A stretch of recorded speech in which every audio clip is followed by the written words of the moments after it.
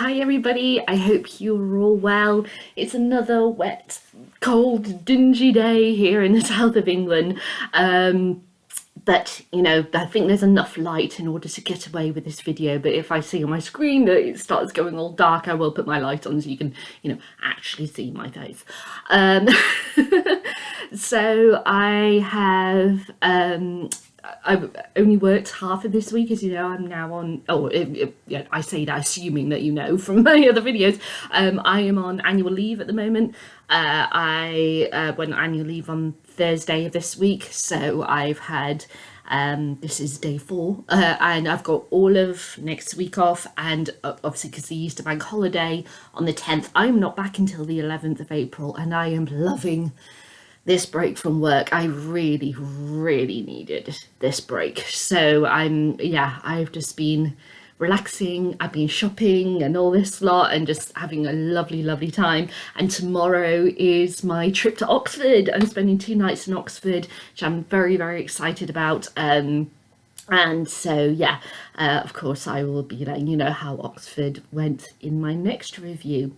But before we get to my review, which is why I'm here, there was something that, 2 things I wanted to bring up. Firstly, we have had it confirmed that Ink Black Heart, the drama for it, has been commissioned by the BBC. The production should be this year, and it's for a 2024 release. Now, usually the drama does coincide with the release of the next book, but JK has already announced the title of it and also shown a picture of the printed manuscript saying it's finished.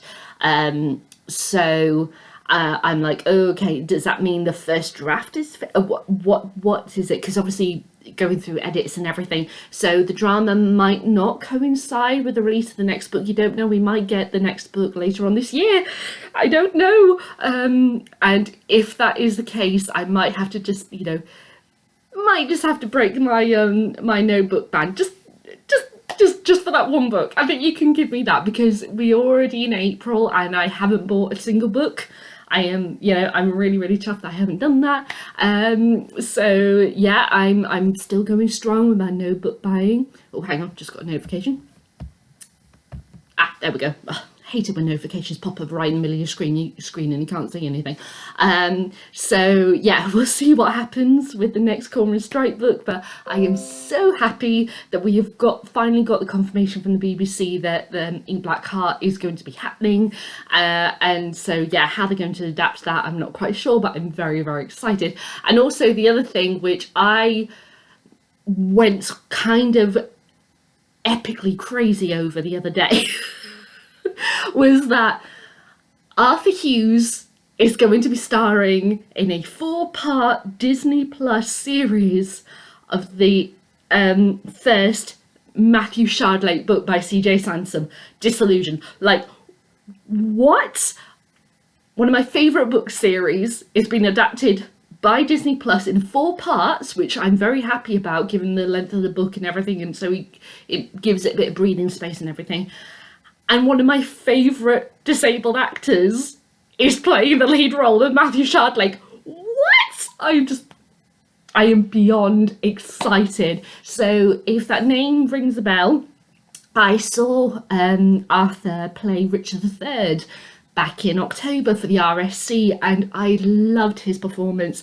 And I listened to it's basically kind of a soap, but on BBC Radio 4 called The Archers, and he has starred in The Archers for many years. He took a step away for a while because of his work for Richard III, and exploring other projects, and he has recently come back.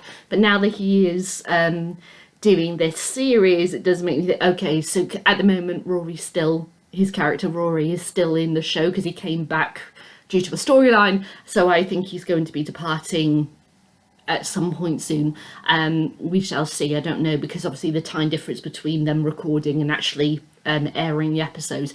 We will see. But I'm just like, I'm so excited. I can't get over this. And Matthew's disability in the book is his back. He has a hunchback.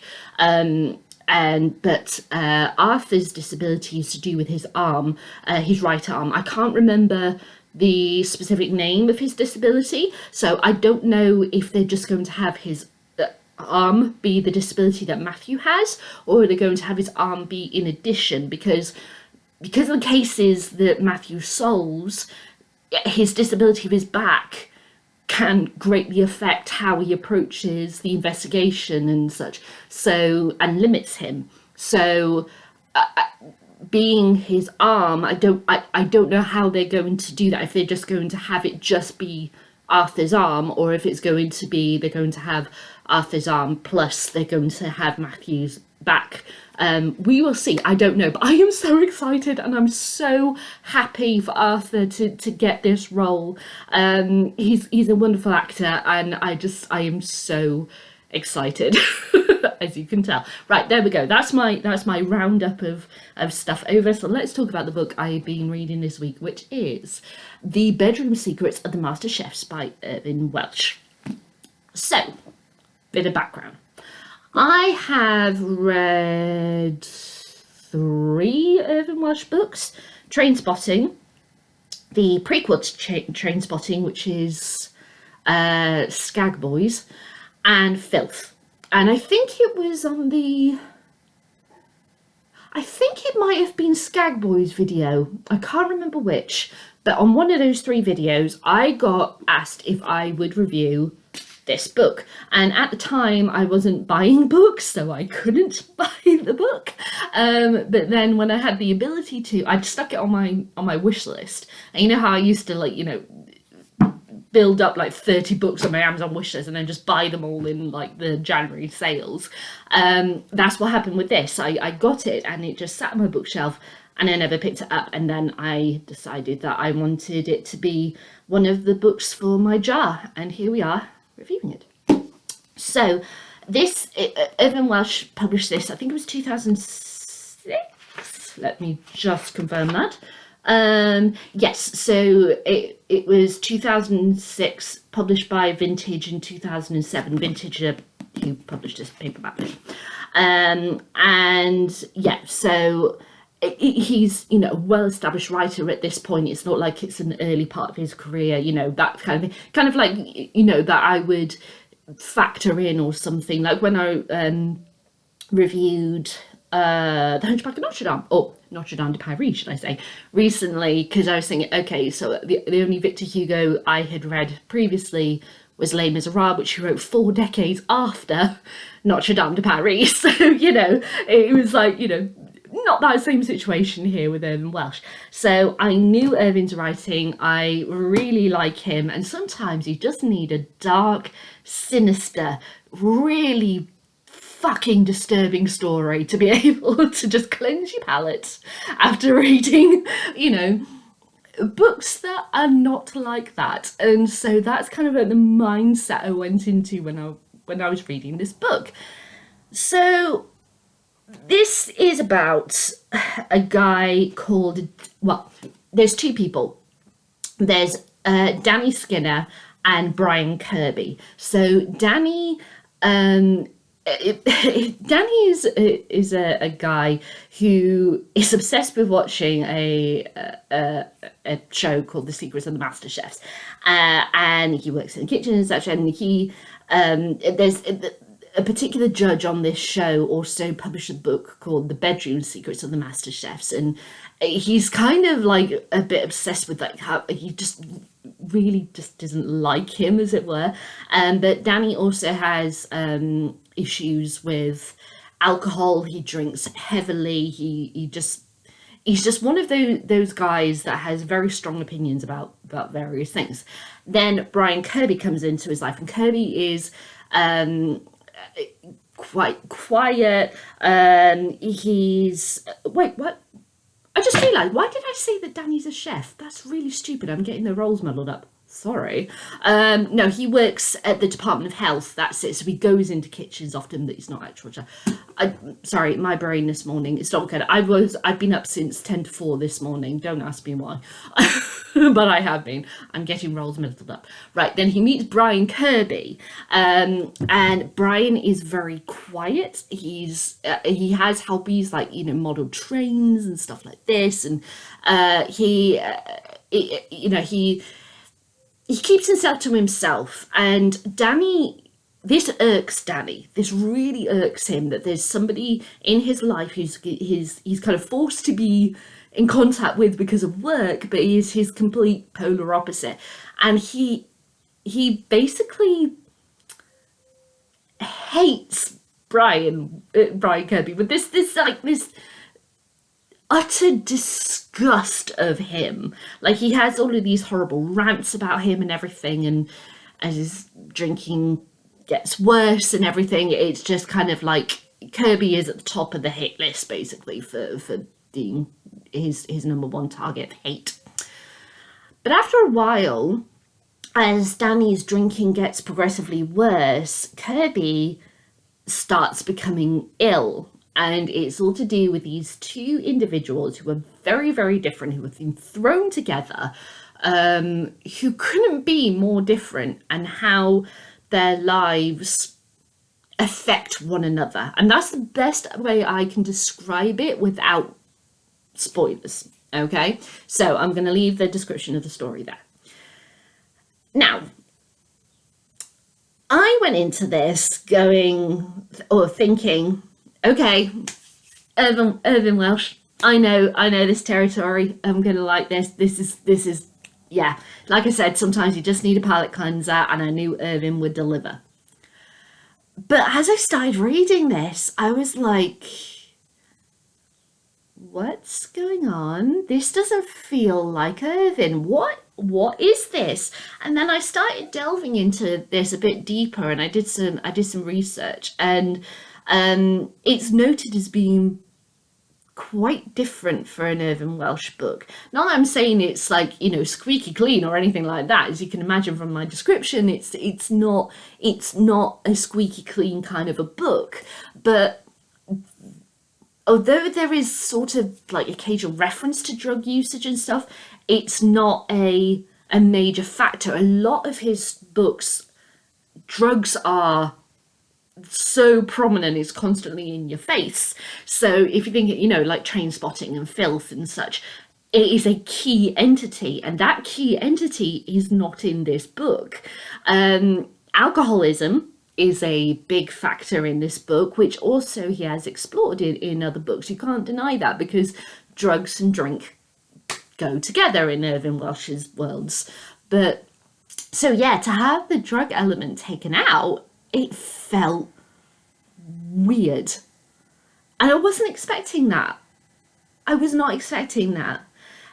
Then as time went on, and it was like, the whole idea of how Danny is possibly contributing to this mystery illness that Kirby has.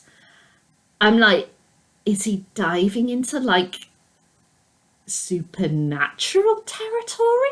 Where has this come from? And then I was thinking, oh, okay, right, I get why, because as I said, I've been researching and everything, how this has been compared to books like Dorian Gray, and how one person's actions affect other people in possible different ways. That's me trying to say it without saying this is the answer. It's like, okay, I see what he is doing with this book, and it makes sense in my head now that I have reflected on that and I've researched that. But when I was actually reading it, it was like, this feels strange. His character development always is impeccable.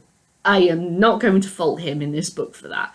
I am not going to fault, the various situations, shall I say, that come up through the course of this book.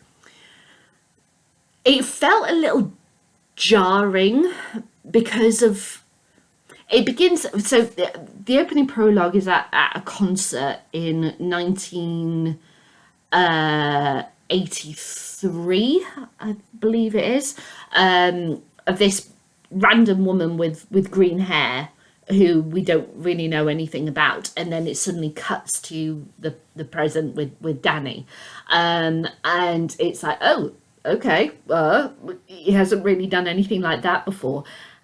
And also, this is going to sound very bizarre, I know, but also I was really taken aback by how fluently it is written.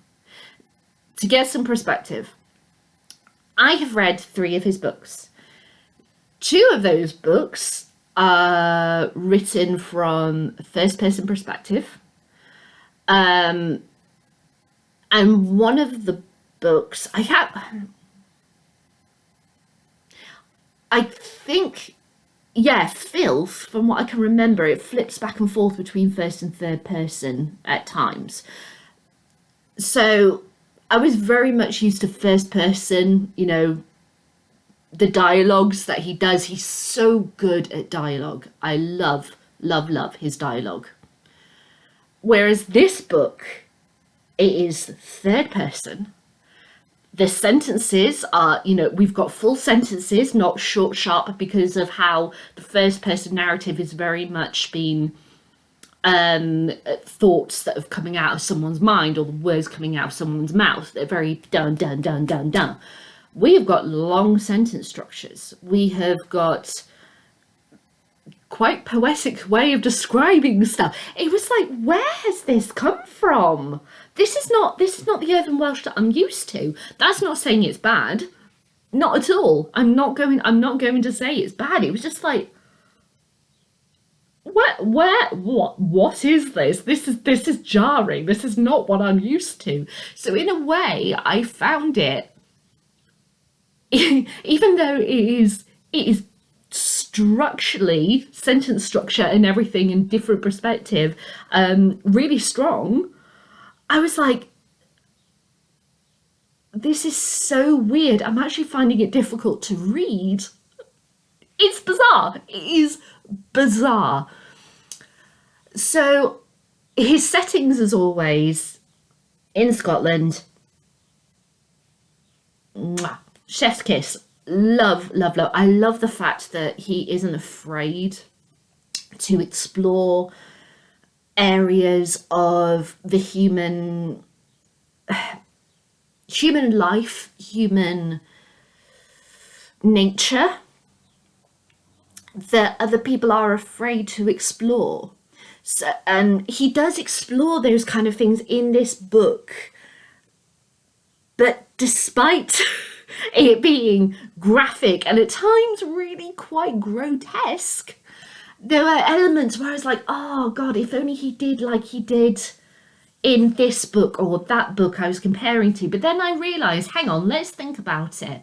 When were those books that I have read published in the timeline? And it could well be that I don't have the full bibliography of his books, to hand, or obviously in this book there'll only be listed some of his books, and I don't know exactly when.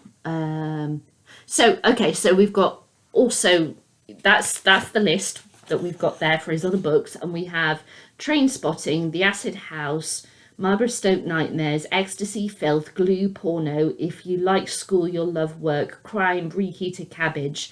Then for drama, you'll have Had Your Whole, Babylon Heights, and screenplay, The Acid House. So actually, the 3 books that I have read are on that list, but I don't know the years that they had been published, so I don't know if they're before or after this. Obviously Trainspotting was like one of his first books, so that is going to be way before. But like Filth could have been published in I think 2010 or something, and this was 2006, which uses techniques where I was like, oh, if only he did like he did in Filth here, that would have made this section so much stronger. That I was kind of grappling with that as I read through, which is what made it difficult for me. I was just like, oh, Irvine, I know it's not a bad book, but I know stronger works from you. And I think that was the thing that irked. So it's not bad, it's just not my favourite. So there we go. So when it comes to the actual plot, I don't. Maybe this is also why I found it a bit difficult. I wasn't that impressed by it, and revelations which come up, which saying that word is not a spoiler because revelations happen all the time in Irvine Welsh's books. So it's not like this is something where you go, aha, kind of, I'm spoiling it for you for no. It's universal thing in Irvine Welsh. You get stuff that pop up and things that you don't expect to happen all the time. So the revelations that happen in this book, I was just a bit, especially at the end, I was like,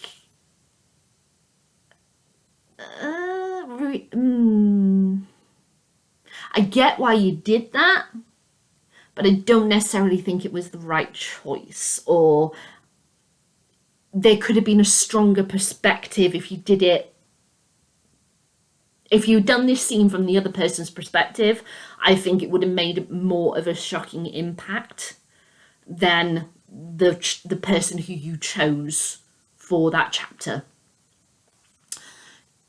I know, obviously, as I said, written in third person, so but the collective people in the scene, if you had switched it up a bit, I think it would have made more of a powerful impact for the reader. But that's, my personal point of view. Somebody could have looked at this and gone, this is absolutely incredible.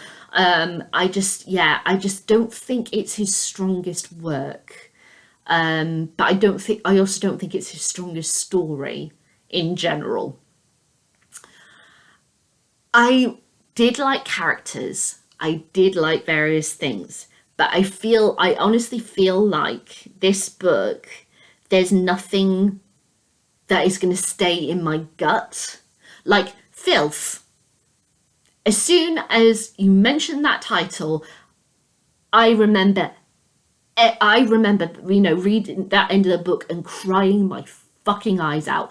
I remember, and still to this day, can't quite listen to the Archer's theme tune in the same way thanks to that book. It's those lasting feelings that stick with you with an absolutely astonishing book that I was hoping to get from this, and I didn't get it. So even though it might sound that I'm throwing a lot of negativity towards this book, I want to emphasize the fact that it is well written. The characters are good. It's well developed. There are some really, interesting points here and there. I just wish that he had used possibly different techniques. I wish that the story itself was stronger. I wish that I had that punch to the gut, completely memorable feeling that I have had with every single one of his books that I've read so far. And I didn't get that with this. And it's the thing that with every author that you could adore, there could be a book that comes along that you just go, you know what, that one didn't work for me. And that's the case here. I still love Irvine Welsh. I will still read his books. I will still go explore the worlds that he allows me to explore with it, as he publishes his various stories. I just might not go back to this one. It's a natural thing to have difficulties with a book or more than one book of an author that you really, really like. So that's where I am with this one. So yeah, those are kind of like my feelings. It was a really kind of quirky read. It wasn't what I expected. It wasn't bad. It just didn't quite make me go, this is a really strong Irvine Welsh book. But I still absolutely love him. I think he's still a fantastic author. As I said, his books like Filth and Trainspotting and such, those books will stay with me because they were so strong.